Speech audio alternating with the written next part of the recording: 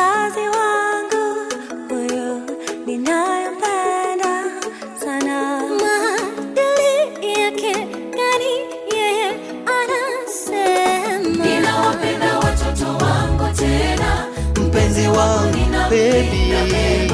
Kiburi na hasira mimi sina, msongo na mawazo napunguza. Ninawapenda watoto wangu tena, watoto wangu ninamlinda mema.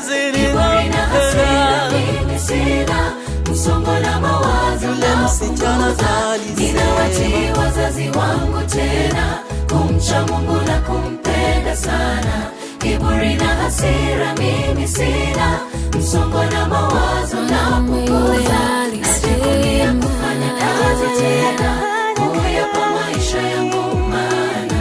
Kiburi na hasira mimi sina, msongo na mawazo napunguza.